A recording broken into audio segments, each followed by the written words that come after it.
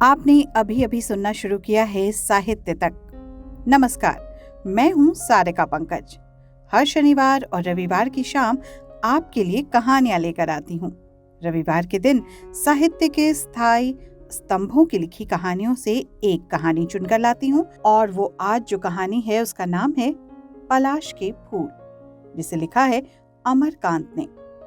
नए मकान के सामने पक्की चारदीवारी खड़ी करके जो अहाता बनाया गया, उसमें दोनों ओर पलाश के पेड़ों पर लाल लाल फूल छा गए थे। राय साहब अहाते का फाटक खोलकर अंदर घुसे और बरामदे में पहुंच गए। धोती कुर्ता, गांधी टोपी, हाथ में छड़ी, हाथों में मोटी मोटी नसें उभर आई थी। गाल भुने हुए बासी आलू के समान सिकुड़ चले थे। मुंह और भौं के बालों पर हल्की सफेदी भी थी। बाबू हृदय नारायण, ओवरसीयर साहब। बाहर किसी को न पाकर दरवाजे का पास खड़े होकर उन्होंने ये आवाज दी। कुछ ही देर में लुंगी और कमीज में गंजी खोपड़ी वाला एक दुबला पतला और सांवला व्यक्ति बाहर निकल कर आया। उसको देखकर राय साहब के मुंह पर आश्चर्य के साथ प्रसन्नता फैल गई।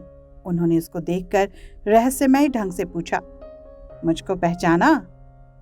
और जब हृदय नारायण ने कोई उत्तर न देकर संकुचित आंखों से घूरना ही उचित समझा, तो फिर वो बोले, कभी आप यहाँ गवर्नमेंट स्कूल में पढ़ाते थे? अरे, मुझे तो भूल ही गए क्या? मेरा नाम नवल किशोर राय। दोनों सहपाठी गले मिल लिए। फिर वहीं बरामदे पर कुर्सी पर आमने सामने बैठे वो नाश्ता करते बातों में खो गए, जो अपने स्कूल के अध्यापकों की विचित्रता से आरंभ होकर बाल बच्चों, जमाने और इंसान की चर्चा से गुजरती हुई आसानी से परमात्मा से संबंधित विषयों पर आ गई थी। ब्रदर, स्त्री तो माया है। सामने शून्य में एक क्षण खोए खोए से देखने के बाद राय साहब बोले, उसमें शैतान का वास होता है। वही भरमाता, चक्कर खिलाता और नरक के रास्ते पर ले जाता है। पर भाईजान, मैं सिर्फ एक बात जानता हूं, उसके सामने किसी की नहीं चलती। जो कुछ होता है उसी के इशारे से होता है। वो चाहता है तभी हम चोरी, डकैती, हत्या, जनाबतकारी सब कुछ करते हैं, और जहां उसकी मेहर हुई सब मिनटों में छूट जाता है। उसकी बड़ी कृपा है, नहीं तो कीड़ों मकोड़ों से भी गए बीते हैं हम। हृदय नारायण ने भक्ति से गदगद स्वर में कहा, गए बीते कहते हो? अरे, हम तो एकदम गए बीते हैं। मैं तो भाई अपने को जानता हूं। मैं जैसा झूठा, बेईमान, नीच, घमंडी, बदकार कोई नहीं होगा। परंतु मुझ पापी को भी सरकार ने चरणों में थोड़ी सी जगह दे दी है। नौकर पान की तश्तरी लिए आ खड़ा हुआ था। दोनों मित्रों ने दो दो बीड़े जमाए। फिर राय साहब ने कहना आरंभ किया, तुम तो नहीं जानते ना, बिहार के तराई इलाके में 100 बीघा जमीन खरीदने के बाद ही पिताजी का स्वर्गवास हो गया था। यहाँ भी 150 बीघा जमीन थी। घर गृहस्थी का सारा बोझ अचानक मेरे कंधों पे आ पड़ा, लेकिन मुझे कोई चिंता नहीं थी। कैसा शरीर था मेरा, याद है ना तुम्हें? ताकत, जिद और क्रोध तीनों मुझ में थे। सच कहता हूँ, जब अपने बंगले के सामने खड़ा हो जाता हूँ तो लगता है किसी किले के समान है। ऊंचाई 2 परसा अधिक बढ़ गई है। सिर में पक्का 10 सेर लोहा भर गया है। किसी को अपने पैरों की धूल के बराबर तो समझता ही नहीं था। लोग मुझसे डरते और उनसे मुझे बेहद क्रोध और नफरत होती थी।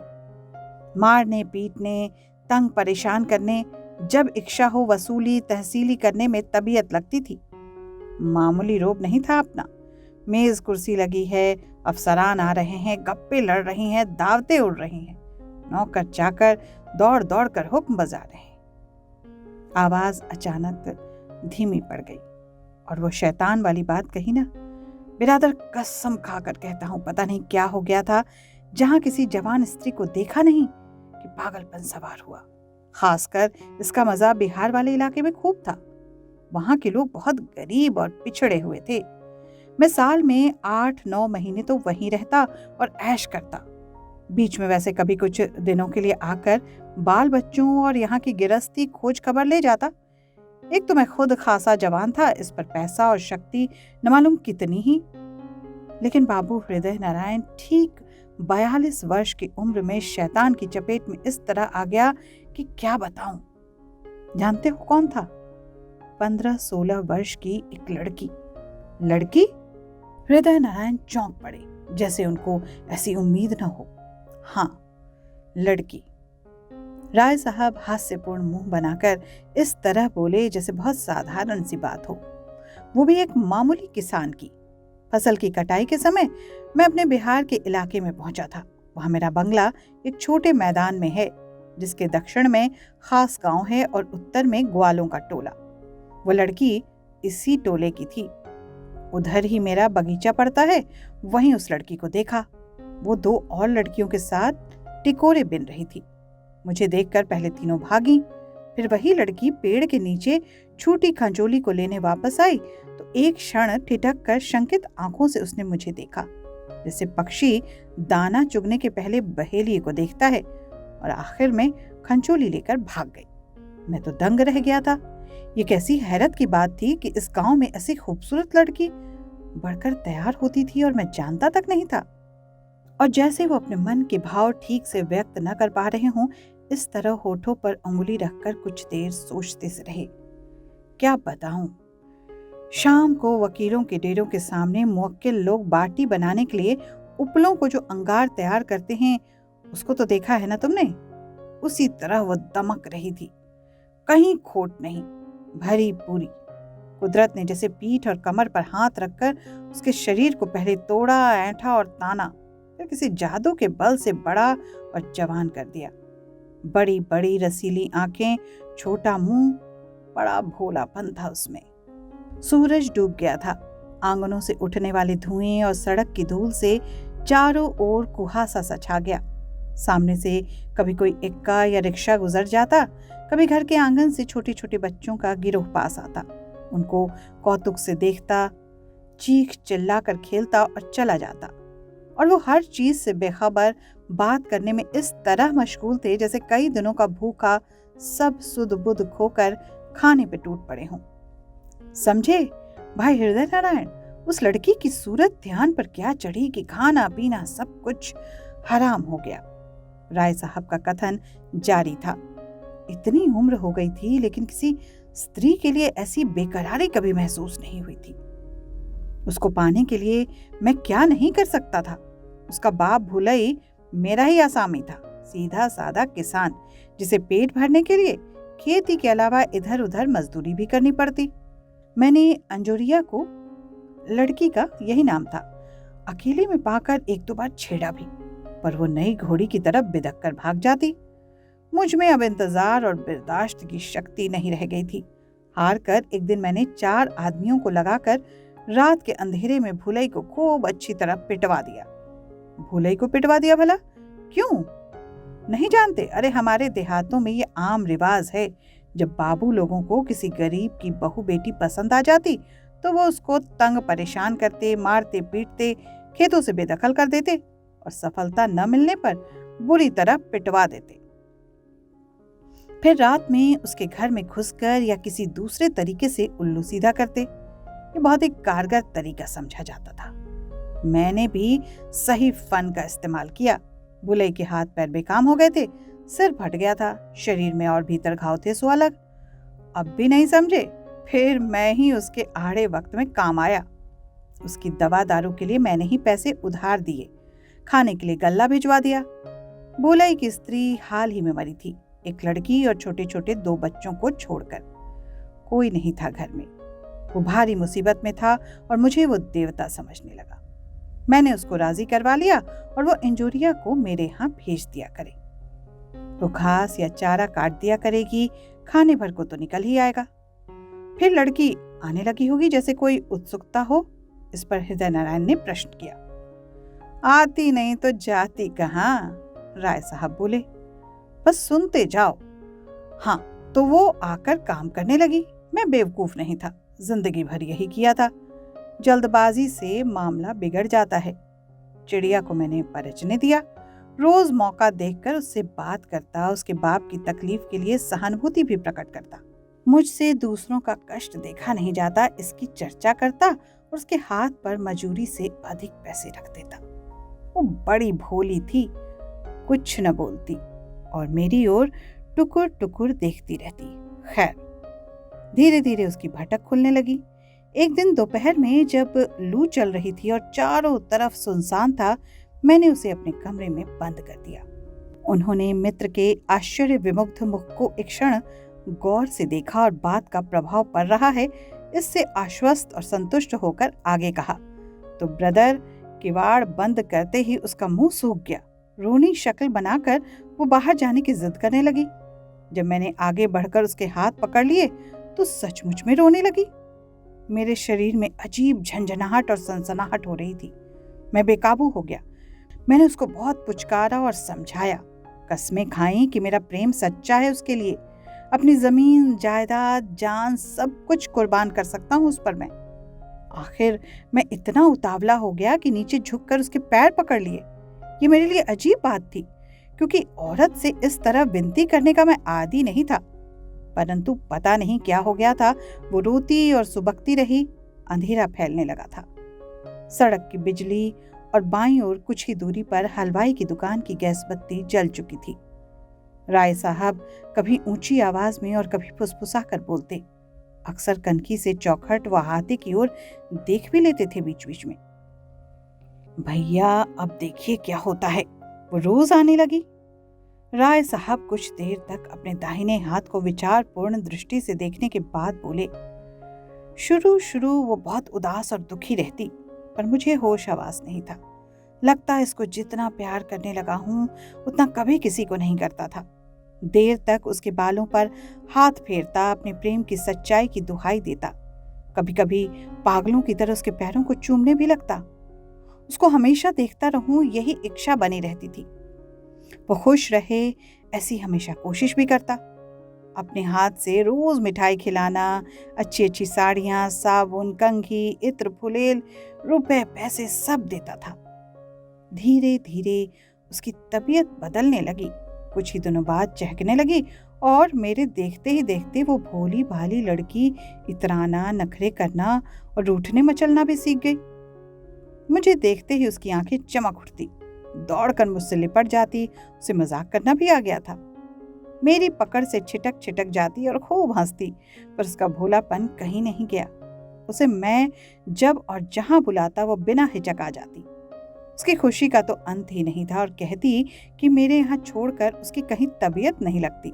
खास तरह से उस समय उसकी हालत देखने लायक होती जब मैं कुछ दिनों के लिए बाहर चला जाता और वापस लौटता। मुझे देखते ही वो बहुत उत्तेजित हो जाती और सिसक सिसक कर रोने लगती। कभी मेरी तबीयत ढीली होती तो वो बहुत चिंतित और परेशान भी हो जाती। सच कहता हूँ, वो मेरे पीछे पागल हो गई थी। उसे किसी बात का गम ही नहीं था। जान देने के लिए भी कहता तो वो खुशी खुशी दे देती। उसे क्या हो गया था, मैंने सपने में भी नहीं सोचा था कि ऐसा भी होगा। लेकिन जानते हो, सीधी गाय ही खेत चरती है और इस तरह पूरे 3 वर्ष बीत गए। माया का चक्कर था। बहुत देर बाद हृदय नारायण ने अपने जब्त किए हुए जज्बात बोले। मौका पाकर उन्होंने सम्मति प्रकट कर दी। मामूली चक्कर था। मुझे घर गृहस्थी, बाल बच्चों, किसी की कुछ परवाह नहीं थी। जानता था गांव वाले खुसुर खुसुर भी करते हैं, पर मुझसे सभी कांपते। मेरी प्रजा जो थे, रुपए के बल से भुलई का मुंह बंद था। फिर अंजोरिया किसी की सुनती भी कहाँ थी। उसकी शादी हो गई थी। उसका पति अभी बच्चा ही था और एक बार ससुराल जाकर 2 ही दिन में वो भाग आई थी। उसका यौवन गदरा गया था। ये 3 वर्ष नशे में बीत गए थे और एक दिन उसने क्या कहा जानते हो? प्रश्न सूचक दृष्टि से उन्होंने हृदय नारायण की ओर देखा और बोले। बरसात की काली अंधेरी रात थी। वो आई, बहुत दुखी और उदास दिखाई दे रही थी। मैंने कारण पूछा। उसने मिन्नत भरे स्वर में कहा, मुझे लेकर कहीं भाग चलो। उसकी लंबी काली आंखें मेरी आंखों में खो गई थी। क्या बात है? मैंने पूछा। नहीं, मैं यहाँ नहीं रहूंगी, उसने मचलते हुए कहा। लोग न मालूम कैसी कैसी बातें करते हैं, कोई ठीक से बोलता तक नहीं मुझसे। मुझे काशी ले चलो, वहां कोई मकान ले लेना, मैं उसी में रहा करूंगी। उसने गांव के बाल कृष्ण मिश्र का उदाहरण भी दिया, जिन्होंने अपनी प्रेमिका के लिए बनारस में एक मकान खरीद दिया था और खुद अक्सर वहीं रहते थे। उसकी बात से मैं चौंका और घबरा गया। मैंने उसे समझाने की बहुत कोशिश की कि जब तक मैं जिंदा हूं उसको डरने की जरूरत नहीं, उसका कोई बाल बांका नहीं कर सकता। वो लोगों के नाम बताए, मैं उनकी खाल खिंचवा लूंगा। पर वो कुछ बोली नहीं और रोने लगी। कुछ दिनों बाद उसे कहा, मुझे ख्याल रख लो, मैं कहीं नहीं जाऊंगी। तुमको छोड़कर मुझे कुछ अच्छा नहीं लगेगा। मैं बहुत हैरत में था, आखिर वो चाहती क्या थी। 3 वर्ष तक उसने कोई ऐसा सवाल नहीं उठाया। अब कौन सी बात हो गई थी भला। जब वो चली गई तो मैं देर तक सोचता रहा। अब देखिए अचानक मुझ में क्या परिवर्तन होता है। भैया, ऐसा लगा मेरे दिमाग में एक रोशनी जल उठी है। सब कुछ साफ होता गया। मेरे अंदर से कोई कह रहा था, नवल किशोर, तुम आज तक शैतान के चक्कर में रहे। वही शैतान तुम्हारी इज्जत, जमीन, जायदाद, बाल बच्चे सभी कुछ छीन कर तुम्हें बर्बाद करना चाहता है। और बात भी सच थी। तुम ही बताओ हृदय नारायण, एक फहाशा औरत में ऐसी ईमानदारी और लगाव का कारण क्या हो सकता है। अपने रूप के जादू से मुझे वश में किया, फिर अपना प्यार जताकर मुझे उल्लू बनाती रही। माया का असली रूप यही देख सकते हो। तो मैं ज्यों ज्यों सोचता गया, मुझे उस औरत के लिए नफरत सी भरती गई। मैं देर तक पश्चाताप की आग में जलता रहा और रोता रहा। यही भगवान है। हृदय नारायण का मुख उत्तेजना से चमक रहा था। और किसको भगवान कहा जाता है? राय साहब छूटते ही बोले, तुमने देखा, मेरे जैसा नीच कोई न होगा, पर उनकी कृपा से सारी नीचता छूमंतर करके भाग गई। अब मेरा हृदय एकदम पवित्र था। मैं चाहता था उस लड़की से किसी तरह छुटकारा मिले, पर उसके सामने कुछ कहने की हिम्मत ही नहीं होती थी। और एक रोज भैया, मैंने तो सोचा कि अभी तक मुझ पर शैतान का ही असर है। जब तक मैं यहां से टलता नहीं, वो खत्म नहीं होने का। तुम समझ रहे हो ना? सब भगवान सोचवा रहा था। अब देखिए कि मैं एक रोज वहां से चुपके से घर के लिए रवाना हो जाता हूँ। फिर मैं वहां कभी नहीं गया। अपने भाई और लड़कों को भेजता रहा। कुछ देर तक वो चुप रहे, जैसे मंजिल तय कर ली हो। फिर गहरी सांस छोड़कर बोले, तब से मेरा जीवन ही बदल गया। अब सारा जीवन सरकार के चरणों में अर्पित है। मैं अच्छी तरह समझ गया कि सब उन्हीं की लीला थी। वो चाहते थे कि मैं शैतान के चक्कर में फंसूं, जिससे मेरी आंखें खुले। अब मैं सवेरे नहा धोकर चौकी पर पूजा करने बैठ जाता हूँ तो घंटों सुध बुध नहीं रहती। शाम को भी ऐसा ही चलता है। 24 घंटे मन उन्हीं में रमा रहता है बस। उनकी आंखें चमक रही थी। और तब से उसकी बड़ी कृपा रही। जानते हो, जब मैं बिहार से भाग आया उसके कुछ ही दिनों बाद जमींदारी टूटी थी। मैंने दौड़ धूप करके रुपए खर्च किए और किसी तरह करीब 75 बीघे जमीन खुद काश्त करवा ली। बताओ, अगर उसकी दया न होती तो सारी जमीन चली न जाती। कहाँ तक गिनाऊं, छोटा लड़का आवारा निकला जा रहा था। मैंने मिल मिलाकर 2-3 ठेके दिलवा दिए। अब हजारों में पीटता है। बड़ा लड़का बनारस कमिश्नरी में वकील है। गांव में आटा चक्की और चीनी का कारखाना खुल गया है। पिछले साल से पंचायत का सभापति भी हो गया हूँ। सच पूछो तो रोब दाब में तो कोई कमी नहीं आई है। और ये किसकी बदौलत? सब सरकार की कृपा का फल है। वो कुछ उदास से हो गए। तुम्हारी दुआ से मुझे किस बात की कमी नहीं है। जमीन जायदाद, बाग बगीचे, इज्जत आबरू, बाल बच्चे सब कुछ हैं। पर सच कहता हूँ, मुझे किसी से कोई मतलब नहीं भैया। इस जीवन में कोई सार नहीं है। वो सहसा चुप हो गए। उनकी दृष्टि शून्य में खो गई। अंधेरे में पलाश के फूल विहंस रहे थे। सोवियत लैंड नेहरू पुरस्कार, यशपाल पुरस्कार, भारतीय ज्ञानपीठ और साहित्य अकादमी जैसे प्रतिष्ठित सम्मानों से नवाजे गए कथाकार अमरकांत का जन्म 1 जुलाई 1925 उत्तर प्रदेश के बलिया जिले के भगमलपुर नगरा ग्राम में हुआ था। 1942 के स्वाधीनता संग्राम में कूद पड़ने के कारण पढ़ाई बाधित हुई। फिर आपने 1946 में बलिया से इंटर, 1947 में इलाहाबाद विश्वविद्यालय से बीए किया और 1948 में आगरा के दैनिक पत्र सैनिक के संपादकीय विभाग से पत्रकारिता और संपादन की शुरुआत की। वहीं आप प्रगतिशील लेखक संघ के संपर्क में आए आप स्वतंत्र भारत में हिंदी कहानी को नया मोड़ देने वाले समर्थ एवं प्रतिनिधि कथाकारों में से एक हैं। चर्चित साहित्यकार यशपाल इन्हें गोरकी कहा करते थे। अमरकांत ने जिंदगी और जोंक, देश के लोग, मौत का नगर, मित्र मिलन, कुहासा नामक कहानी संग्रह, सूखा पत्ता, आकाश पक्षी, काले उजले दिन, सुखजीवी, बीच की दीवार, ग्राम सेविका जैसे उपन्यास और वानर सेना जैसे बाल उपन्यास से हिंदी साहित्य को समृद्ध किया। आपका निधन 17 फरवरी 2014 को हुआ। कालजयी कहानियों के क्रम में प्रेमचंद के बाद हिंदी कथा साहित्य में यथार्थवादी धारा के प्रमुख कहानीकार अमरकांत की कालजयी कहानी पलाश के फूल अभी आप मुझसे यानी सारिका पंकज से सुन रहे थे। अगले रविवार को फिर मिलूंगी किसी नई कहानी के साथ। तब तक के लिए दीजिए अनुमति। नमस्कार।